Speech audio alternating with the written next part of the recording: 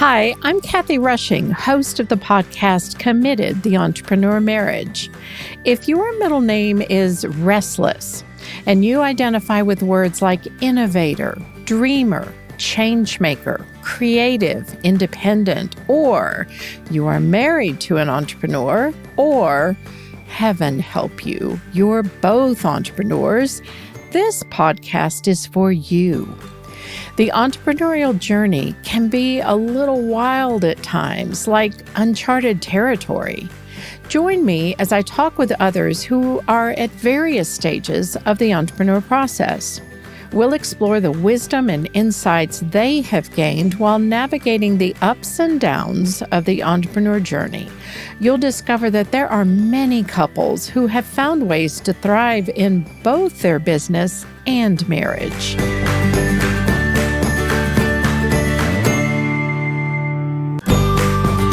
Today, I am so happy to have Ben and Liz Bohannon, co-founders of Sseko Designs, as my guests. Liz recently released her book, Beginner's Pluck, Build Your Life of Purpose, Passion, and Impact Now, which gives her version of her trip to Uganda. I loved the audio version of the book read by Liz, so you get to hear her voice and just her delightful wit and perspective on life. I highly recommend it. Liz's challenge of wanting to find a way to support Ugandan women eventually led to an untested plan. She designed a sandal that Ugandan women could make, and then she committed to selling enough sandals to fund 3 young women to go to college. This was the beginning of Sseko Designs, a social enterprise that sells beautiful fashion products made by women in Uganda and now a few other countries. They provide jobs for women so they can earn a fair wage and have the money they need to attend college. We get to hear a little bit about Ben in the book, but today we're going to dive in with Ben and Liz and hear how they managed to do all of life together. Listen for the way they sort out their roles at home and work, the role of mentors, especially as newlyweds starting this new business, how they create boundaries, and how they integrate faith, work, and life. It's a great interview. Join me now.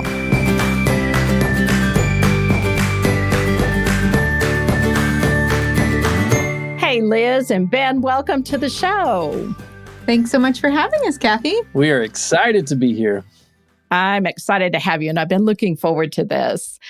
Liz, I read your book in preparation for this, and I thought, I'm 62 years old. I kind of have my life purpose figured out, but I want to tell you, I thoroughly enjoyed your book. I really did. It was a fresh departure from the, here's 3 steps to your miracle life. And I laughed, and then I cried, and then I laughed some more. So highly, highly recommend it. It was really good. That right there, the laugh, cry, and laugh some more is probably my favorite feedback. So that means a lot. I appreciate that. That was basically my goal. Well, good. And we learn an awful lot about you in that book. But today, I want to explore the relationship between Ben and Liz as co-founders of Sseko Designs. That's the next book. Oh, wow. You heard it here. You heard it here, people. I love it. Maybe you'll have your outline, going away. Yeah, there you go. Yeah, I love it. I am on a mission to change the narrative that says that you have to sacrifice your family in order to have a successful business. So thank you for joining me in this conversation and being an example of the reality that it isn't one or the other. It's a tightrope that you walk, but it is very possible. So first, I want to get to know you guys just a little bit, let our audience, if they don't already know about you, and they likely don't know anything about you, Ben. So you guys live in Portland, and I'd love to hear a little bit about how you ended up in Portland from the middle of the country. You guys were in Kansas? City. Kansas City. Yeah.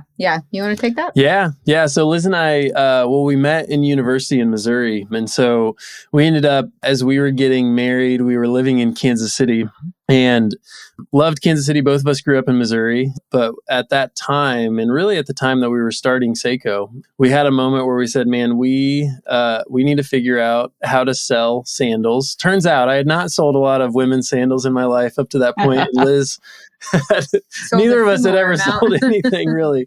So our best plan, and this has been true for so many things in our business, was, well, let's go do it. Let's try it. And so we kind of came up with this idea to just travel the country. We were going to spend about 6 months on the road. And we were going to walk into as many retail stores as possible. We thought, man, we're probably going to fail. So we might as well force ourselves. It's like the idea of we burned the ships. It was we've sold everything we had. We had this little apartment in Kansas City. And I mean, literally everything was gone. And we packed our little Honda Element. No plan B. Really? Yeah. You can't have a plan B. And we started driving west, and we spent really, it was about 6 months going from city to city, and we would hit the ground. We would go to a coffee shop. We would find every good retail store we could online, and then we would go visit them.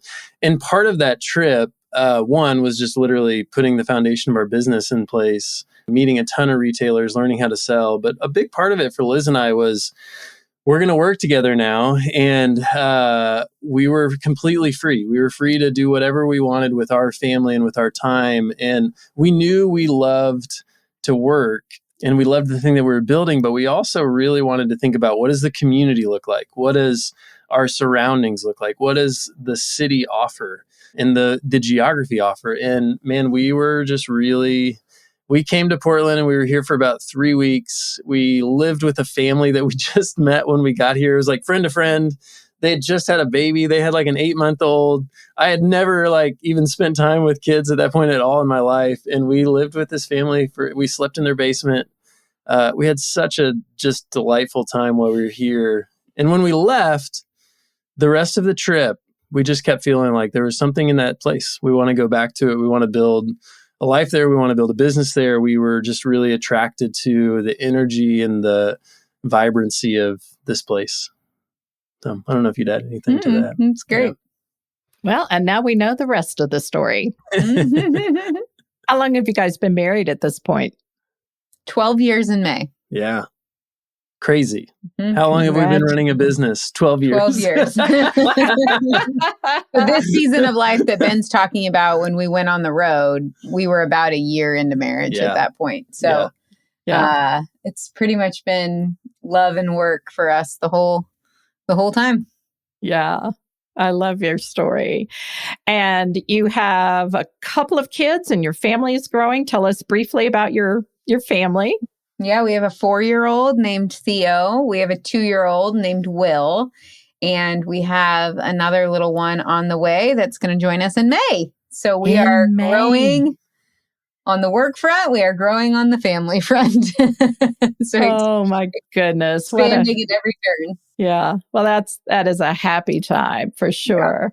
Yeah, they're fun. And then Sseko Designs. So give us just a brief interview or overview, and we'll get more into that in a minute. But just a brief overview of what is Sseko Designs. Yeah. So Sseko is a socially conscious lifestyle fashion brand.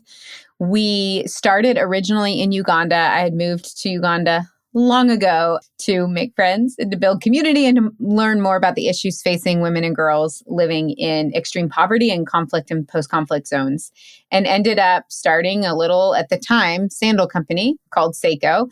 We had one product. We employed girls in between high school and university to help them earn an income to continue on to college and become leaders in their communities and ultimately our world. And today, 12 years later, a lot has changed, but frankly, a lot has stayed the same. We still work with that same community in Uganda. We have a work study program that enables really high potential female scholars in Uganda, now Ethiopia, probably soon India, to continue their education. We work with fair trade suppliers all across the world. So we're no longer just a sandal company, but we're a full-on women's lifestyle fashion brand. And then probably most significantly as it relates to shifts, we shifted a few years ago to be a direct sales social selling brand. So instead of selling our products through all those retail partners that we worked so hard on that road trip to get to say yes. We actually sell the product through a network of primarily women based here in the United States that we call Sseko Fellows. And those women are sharing the Sseko story. They're styling their friends. They're earning an income. They're building a team of other entrepreneurs if that's something that interests them.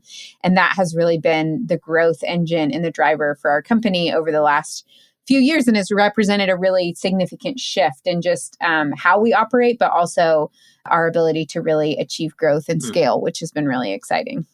It has been fabulous to watch. And last year, maybe it was sometime around April, I remember watching one of your lives on Instagram, I think it was, or Facebook. And in the beginning of a pandemic, what did you guys do? You launched a new product, coffee. That is true. So, yeah.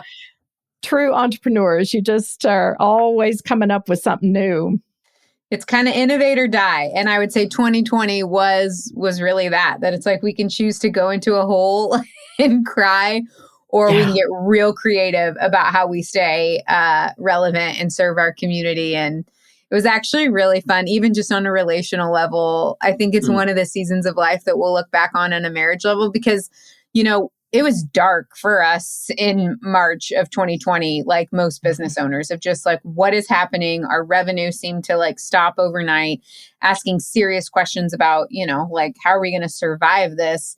And our team was already so stretched, and there was so much stress on the organization that this question of how do we pivot? How do we evolve? We felt like, kind of as the leaders, like, it's back to the two of us, babe, where it was like the two of us back at the coffee table, the kitchen table, thinking about the strategy, thinking about the product, thinking about everything from, the brand and the marketing. And we really felt like it was kind of this, oddly in hindsight, sweet going back to the very beginning when it was just the two of us, before we had a team and before our jobs, honestly, were a little bit more like separated in the company. And it kind of felt like two college kids in finals week, just being like, we got to cram, we got to figure something out.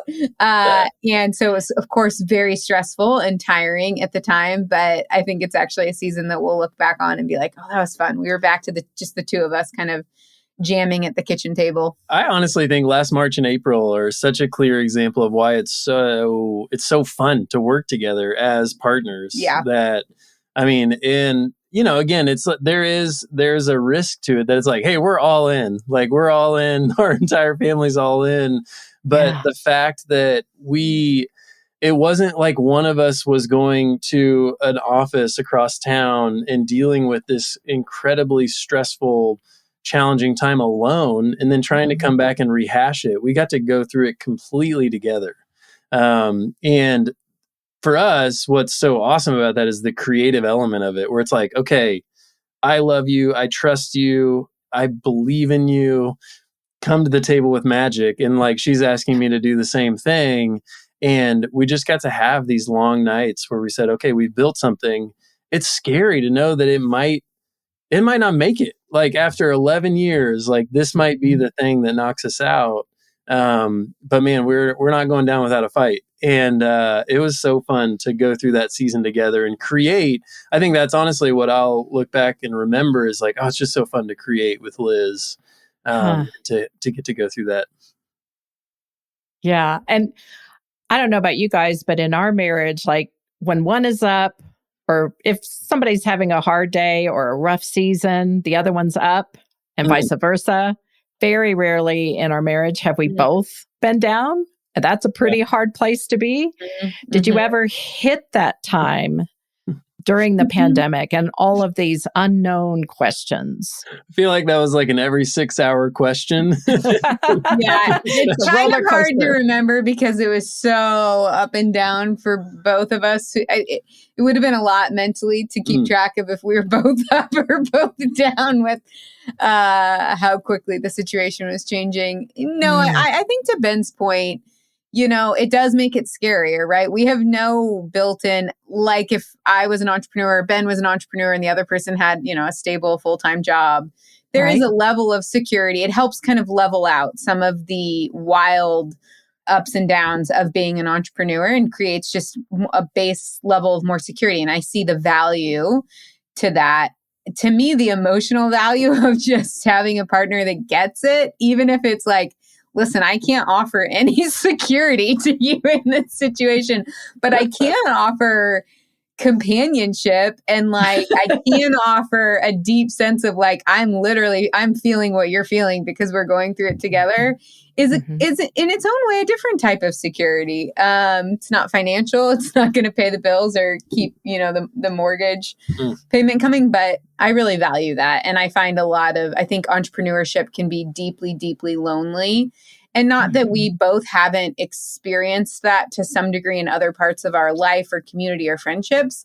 But I think we've really been largely protected from that, because I think it's like that our most important relationship, our closest relationship, again, not perfectly. There's things that we experience differently with being leaders within our company and different pressures or for sure. So not perfectly by any means, but I think neither of us have felt the degree of kind of loneliness and isolation that a lot of entrepreneurs that I think are truly kind of on their own and don't have a partnership that's as close as a marriage would be to kind of support that part of their being. So I haven't thought about it this way. Here's a question for you. Ooh. This is a little bit Ben's turning the tables on Kathy. In real time. I love it. It's interesting. One of the things that we talk so often about in our entrepreneurial circles is this challenge of identity.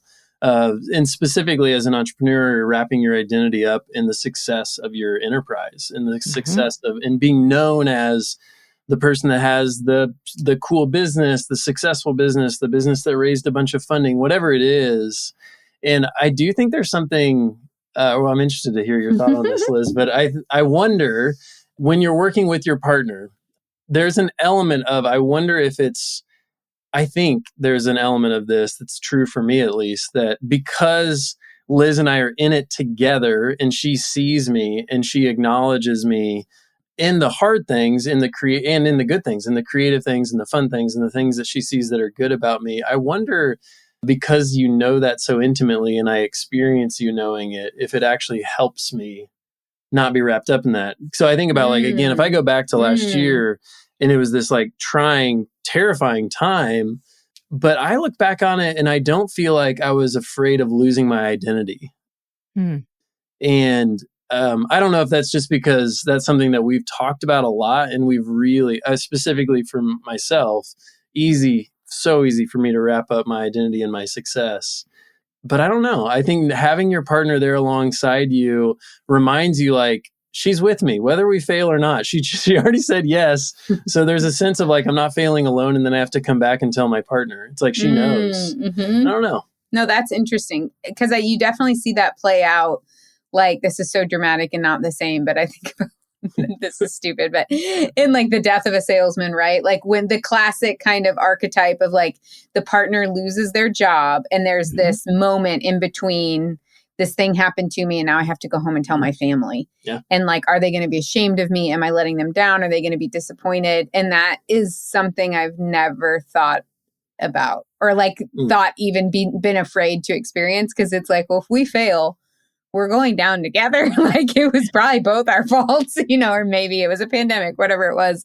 But there is an interesting like pressure valve that gets released where it's like, we make these decisions together. We've both knowingly and mutually said yes to this life and to the risks and to the benefits, and we're in it together. So there is not really a sense of like that kind of shame or pressure for our identity, at least as it relates to one another. Yeah, I've never thought about that before. That's a great point. To reference The Death of a Salesman in a podcast interview is something that I love. So thanks for that tee up.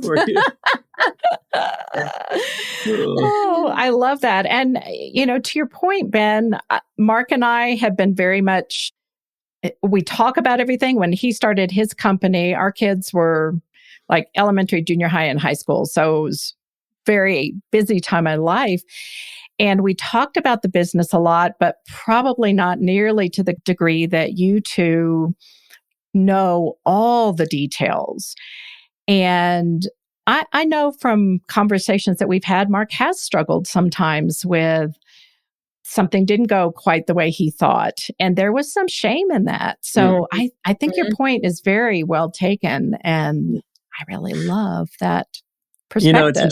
It's interesting too, though, because I think at the same time, when you work together, you also have so many opportunities to share your shame. Yeah, I was just thinking the exact same thing when she said that. I was like, I don't think we're exempt from that. Yeah, we're not exempt from it. I almost feel like we practice it more. Maybe that's like the element that's different, that like I've seen, or Liz has seen me fall on my face, in micro ways, hopefully micro. There's like lots of opportunities to fail. Like we want to set ourselves up to fail and like learn from it, right? So there's like elements of that, the goal is not to fail. The goal is to learn from any of your experiences. But I think Liz sees that.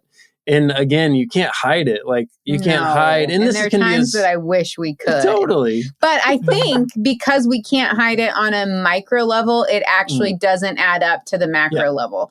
So it's like, you see me fail all the time. And I would be lying if I said that there weren't times where I'm like, I just wish I could make a mistake and not have Ben see it. It's like annoying that it's like other people get to go to work and they get to make mistakes or have something that doesn't go well, and they don't have their husband watching and sometimes watching and then calling you to task about it, and it's like, that sucks.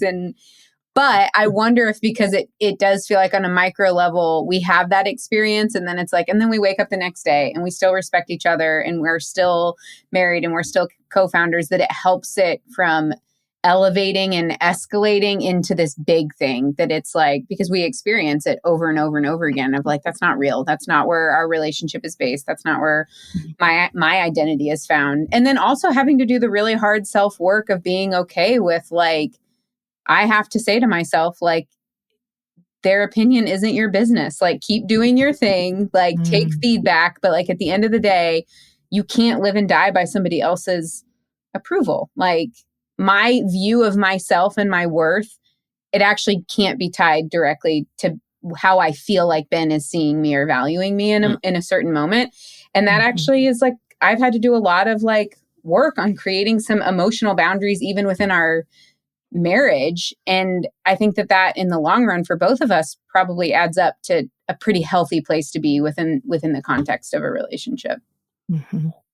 But there's that fine line where you just teeter on that tightrope of how much to value your partner's ideas and what they think about you is important, but to also have the self-esteem that says, yeah, I messed up, but totally, that doesn't make me a failure. It doesn't define who I am. Yep.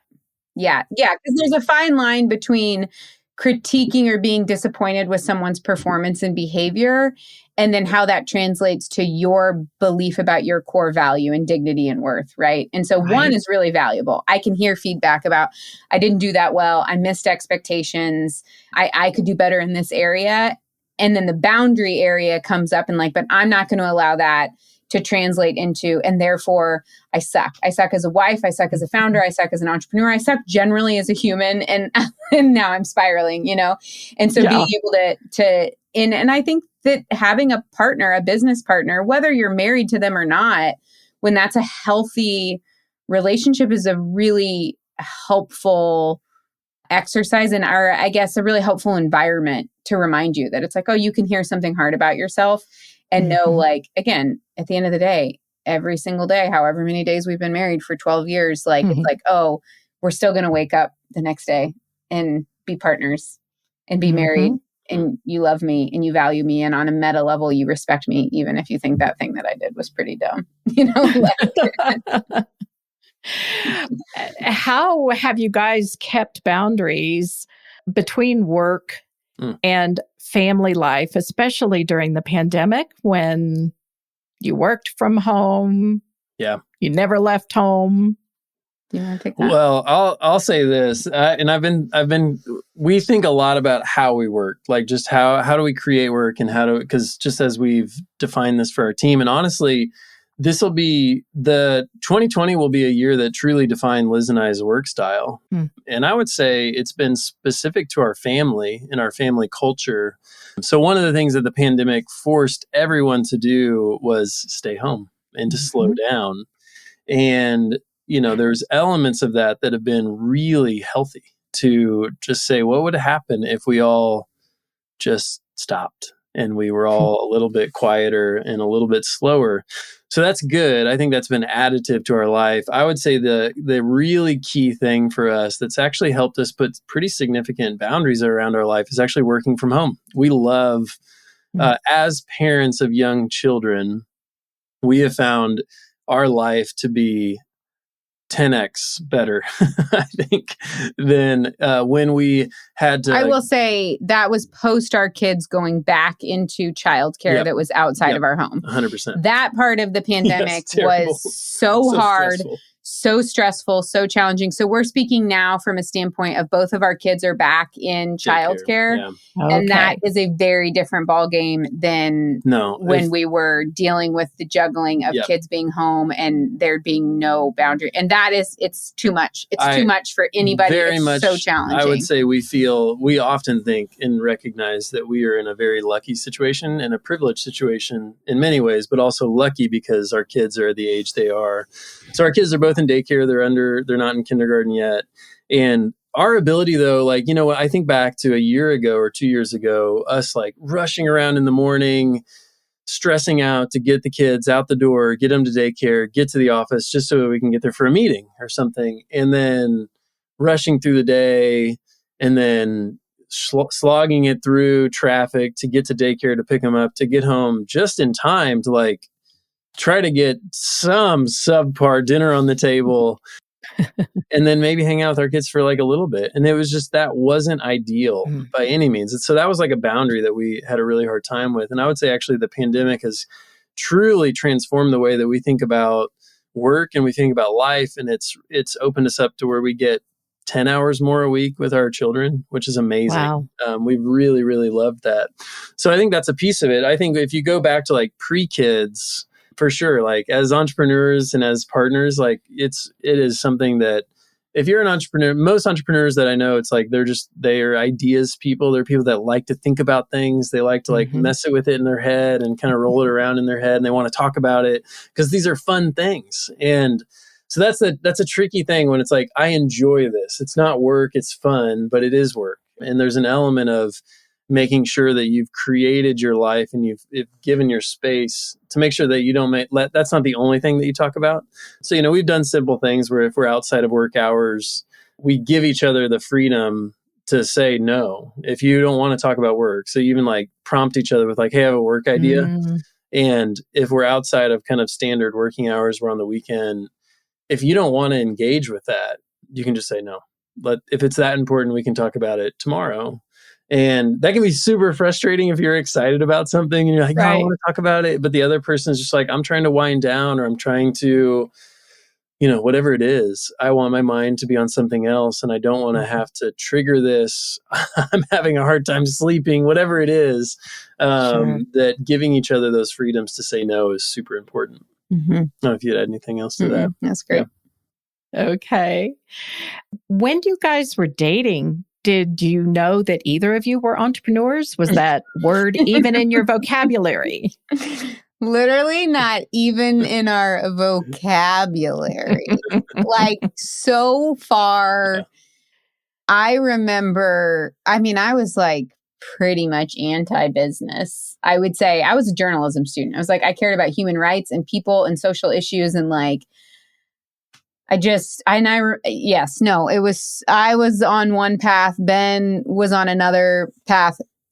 That was a lot of words to say no. It was not in our vocabulary and neither of us could have seen that coming. I will say I love this story because I think it's a really beautiful example of how in relationship and community, sometimes people can see things in us that we can't see in ourselves. I have a very distinct memory of early dating.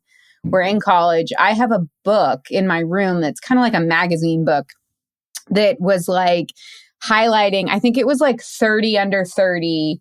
And it was these like kind of, it wasn't entrepreneurs, but it was like social change makers, leaders. And that I had, and Ben had picked up this book and he was like flipping through it and he looked at me. I'm 21, 22, however old I am, probably my senior year of college, whenever this was. So still very firmly in the camp of like, I'm in journalism school and I'm going on to get my master's in journalism. And he just looks at me and he was like, I think you're going to be in a book like this someday. And oh, wow. Kathy, I got mad at him. I got angry. I was like, no, I'm not. And he was like, I think you are.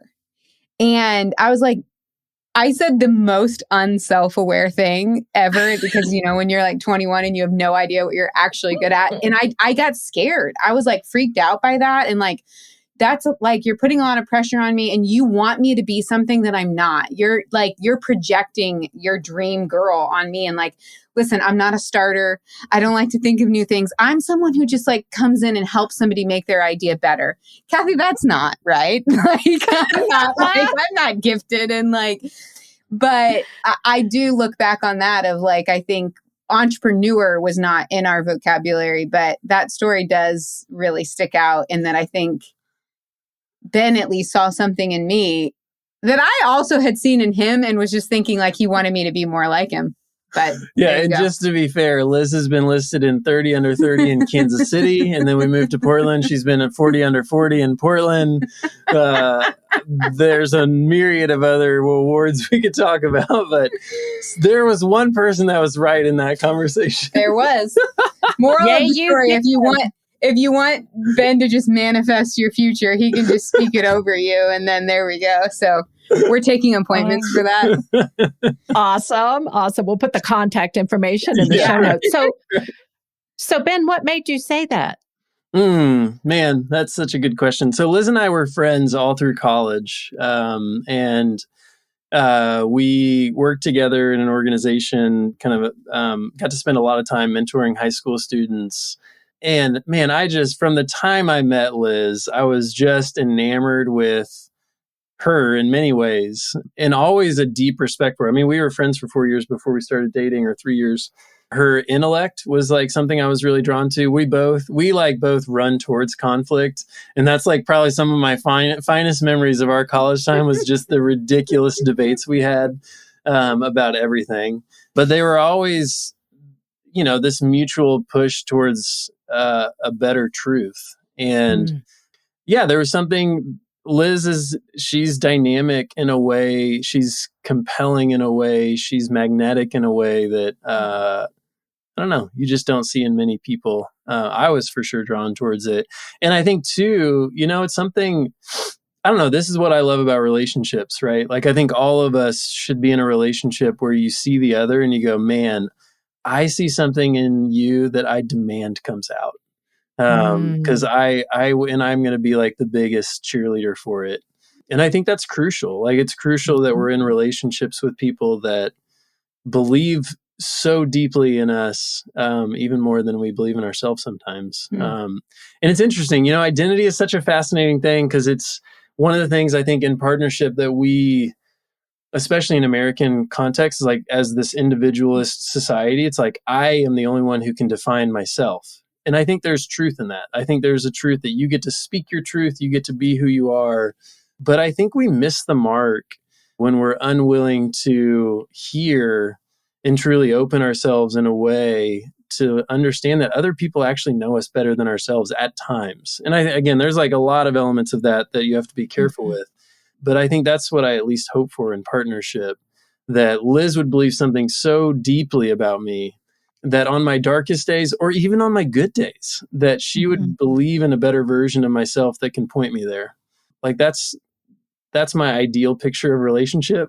And I think that's what I don't know. I saw that in her from the very beginning. So it's been fun. So cool. So you got engaged. I know from your book, you came back from Uganda, Liz, with this grand plan, and you were getting engaged. How did you guys decide to work together? Yeah, we actually, we went on like we took the question pretty seriously. Yeah. I think we were at least wise enough in our very early spring chicken days and we dated long distance and we got engaged pretty quick. We got married pretty fast. And we were babies. But I think we were actually had enough foresight to go, this is a big deal. There's some risks that would be involved in wrapping up identity, business, vocation, marriage, especially being newlyweds. We Right. actually set out on a little, I would call it a pretty formal consult wisdom seeking tour where we identified probably 10 couples, all of them significantly ahead of us in life stage, who had marriages that we really valued and that we really respected because and wanted to aspire to. There are plenty of marriages that were like, we respect your marriage and it seems like it's working great for you. That is not what our vision for partnership and marriage is. So these were couples that we were like, this aligns with something that we could see aspiring to. Okay. And then we just went on a little ask tour, and we would set up in, go to dinner, go to coffee, go over to their house and just say, hey, we kind of want to, we've got this idea and here's what we're thinking. Here's the vision. Here's our concern. Here's what we're excited about. Just share wisdom with us. And knowing that no one had a crystal ball, that we probably wouldn't get consensus, like that at the end of the day, this was our decision to make and that we had to make it, in alignment and integrity with our own, self-knowledge. But we just deeply value community and we deeply value mentorship. And frankly, we came out of that.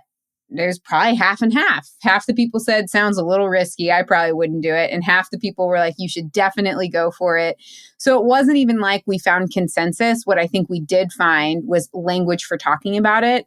What we did find, I think, was a little bit of help anticipating what the challenges could be and questions that if we decided to move forward, we should ask one another and consider, and just gave us a little bit of a heads up before we were in the thick of those particular challenges, which is so helpful, right? Like challenges are hard.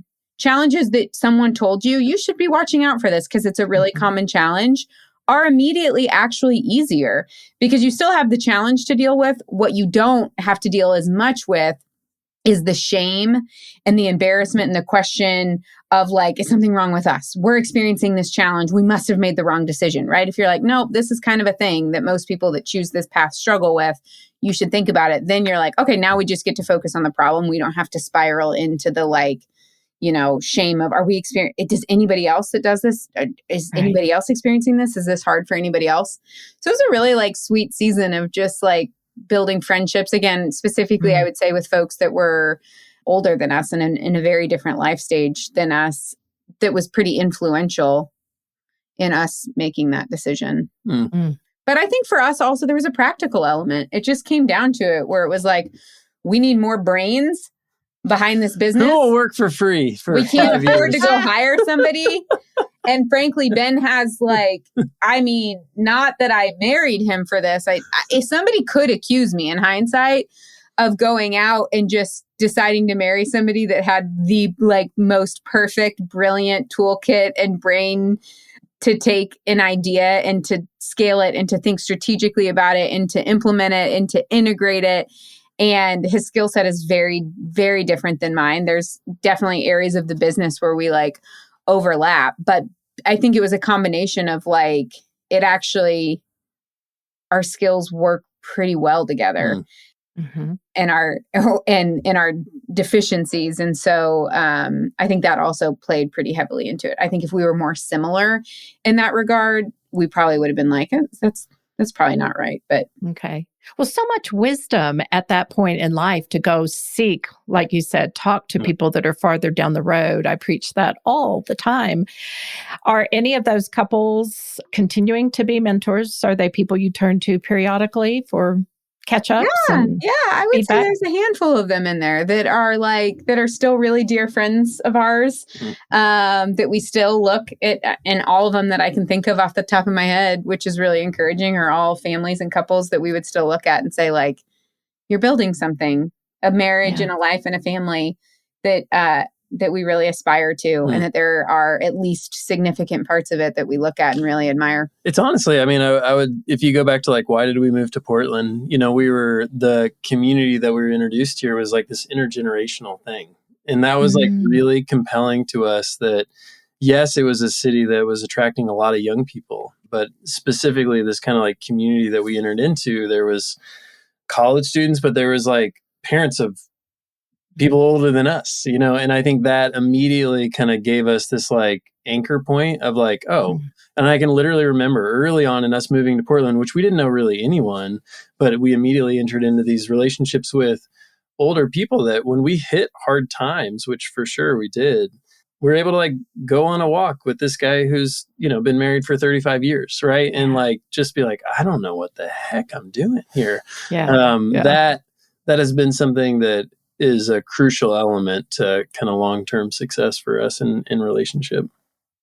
I love that. And that mentorship it doesn't have to be this formal arrangement. I've talked to other couples our age about, hey, have you guys considered being mentors? And they immediately freak out like, oh my goodness, what would we tell them? Like we have to have it all packaged up. But as you said, Ben, it's just sharing the journey they've been on. And this is what we've learned. And it might work for you or it might not.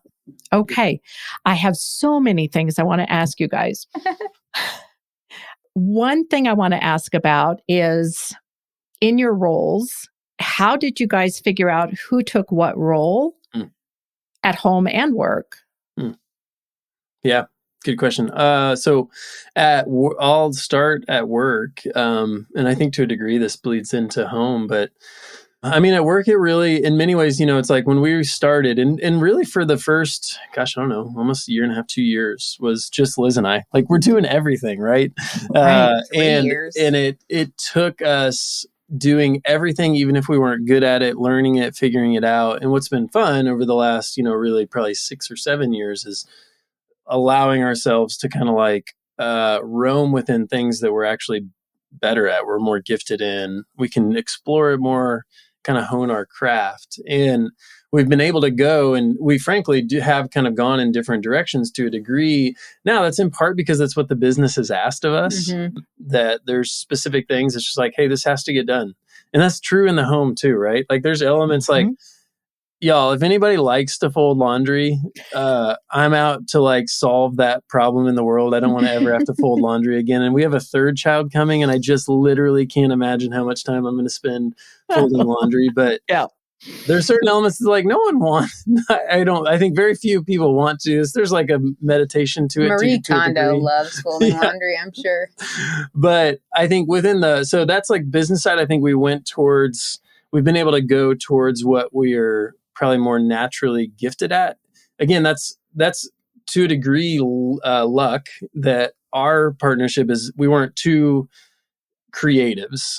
We weren't two operators. Like we have crossover for sure. We're very much like these kind of what is that? Not concentric circles, but Venn diagram. Yep. So overlapping. We definitely have some good overlap, but we have some pretty distinct skills in the home. I think it's been similar. Like we've had things where like, hey, I'm more naturally gifted at this. Like I like to cook. But still Liz cooks a lot. But there's just like an element of, we don't have, for 12 years now, we haven't said, we've gone through seasons where like, hey, you just need to own this. I need to own this. But I would say we go back and forth with our roles pretty often. And I think there's an element of that where it's just like, hey, the home is a place that we want to build together and we want to share in it. And if there's something that is your craft, like I would say like finances have been that for me, like where it's just like, hey, I like numbers. It's what I do in our business. It's just naturally something that I like am interested in. I like talking about it. So it would just make sense for me to do that. If Liz wanted to be engaged with it, awesome. Like I would be willing to do that, but it's like, it doesn't make sense to like force someone else to do that if it's just something that you like doing. And then there's elements where it's like, we just got to do this to make life happen. Have to flip a coin. Yep, totally. And but again, I think our philosophy on relationship and partnership is it needs to be a dialogue and it should be ongoing. That I would say fairly often, at least every several months, we're probably at a point where we're just like, do we need a level set? Do we need to redefine? Do we need to? And some people don't like that. Some people are just like, hey, give me black and white.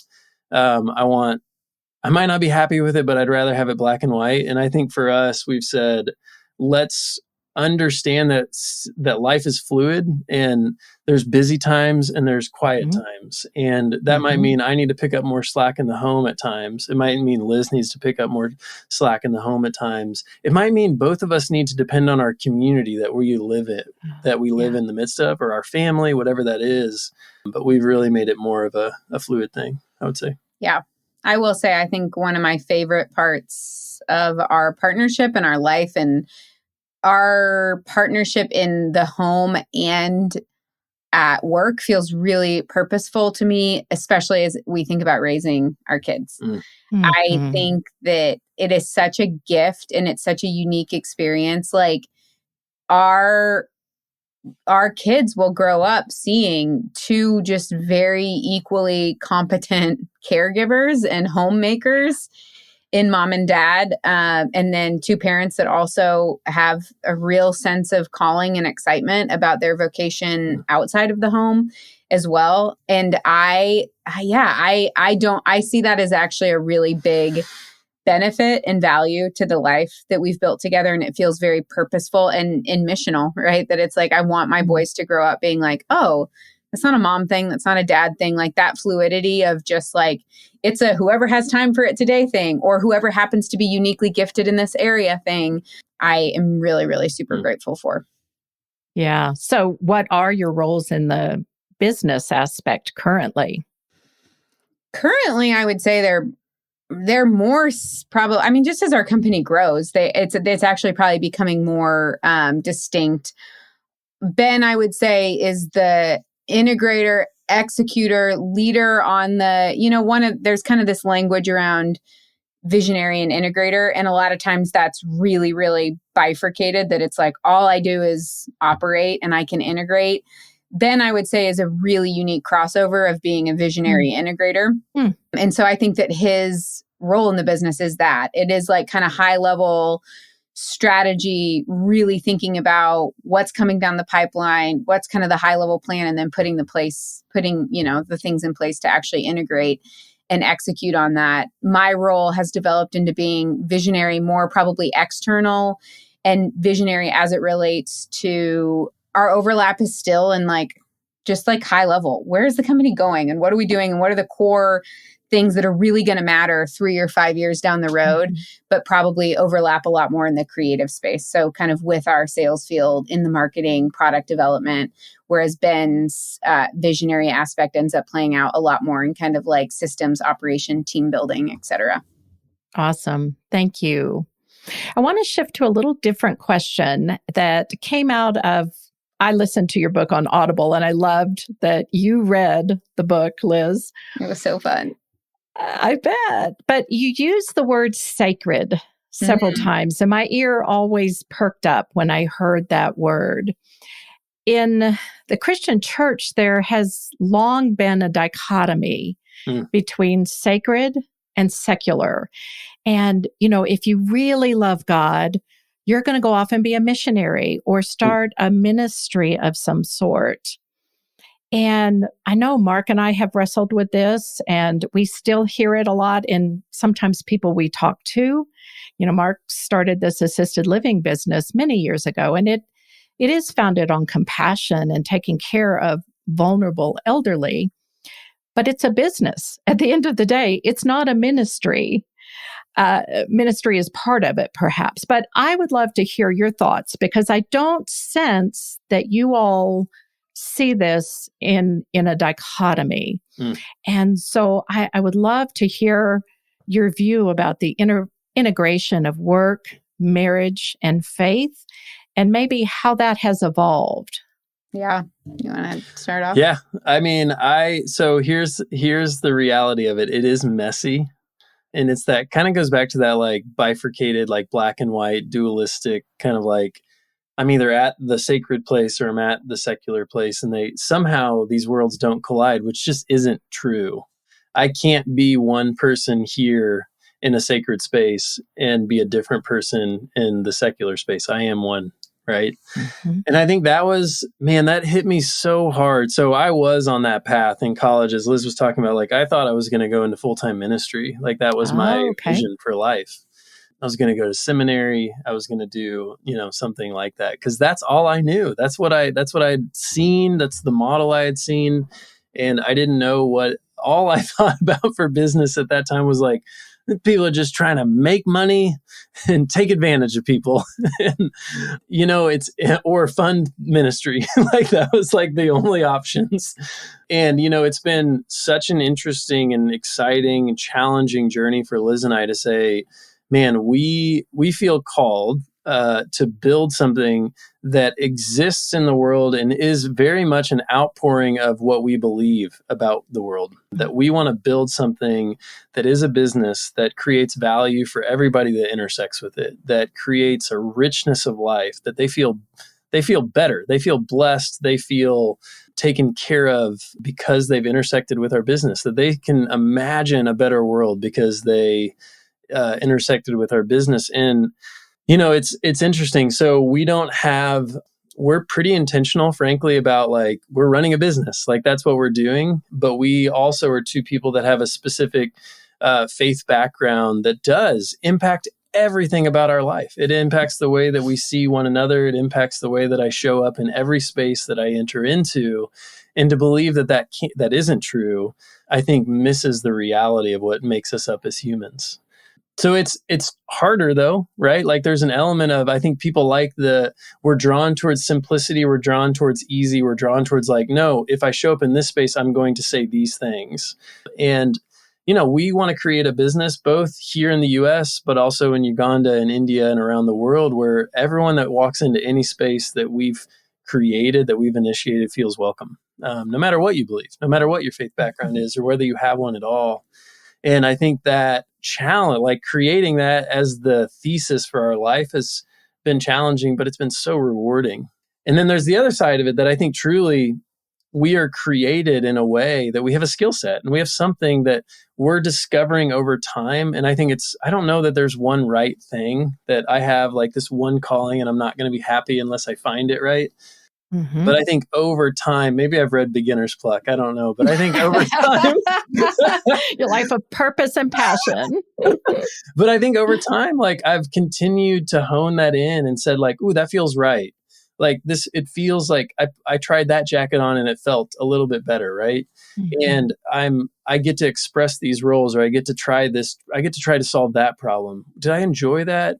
Did that feel like that it kind of like woke me up a little bit, or does it feel draining? And finding these elements of things that like are really like bringing me alive, I think is me kind of living into what I was created for. I don't know. Anything you'd add to that? I don't think so. I think it's all sacred. I think if we, kind of the core founding belief of our lives is the belief of the Imago Dei, right? That like every human was created in the image and the likeness of the divine, and that part of our role as humans is to create relationships, families, environments, systems, companies, processes, policies that help facilitate that mutual dignity and respect in whatever capacity you're engaging that in, whether that's as a stay-at-home parent, whether that is as a policymaker, whether that is within a faith community, whether that is in business. It's all sacred.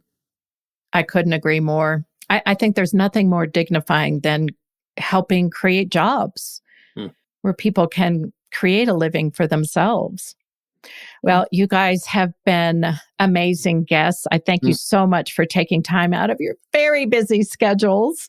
Is there anything before we go that you want to wrap up with? Anything else you want to share?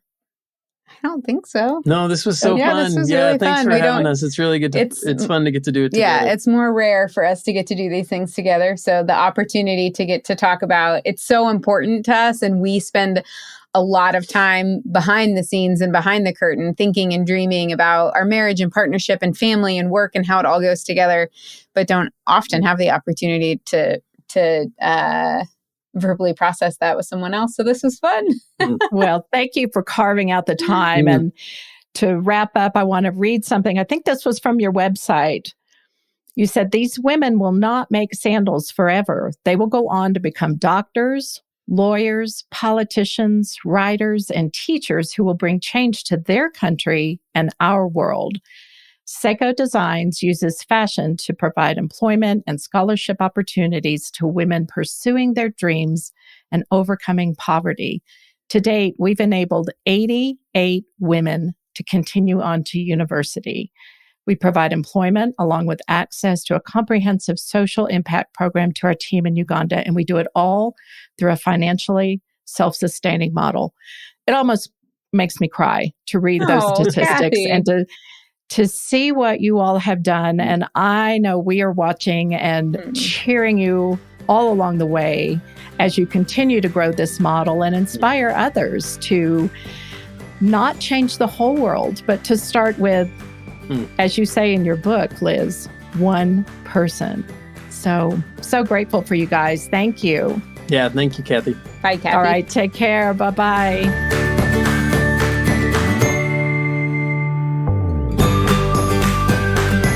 Thanks so much for listening and coming along on this journey with us. If you enjoyed this episode, I'll bet you know someone else that might also find it helpful. Sharing an episode is super easy. You can also give a rating or leave a useful comment, and all of these things help the show rankings, which then helps others find the show. Thank you in advance for being an action taker. You can find a full transcript at kathyrushing.com. And if you have a burning question or a comment you'd like to leave, you can now leave me a voicemail, and I'll include it in a future episode. Just click the link in the show notes and voila, your voice will show up in my inbox. You're building a life together. Make it a great one. See you next time.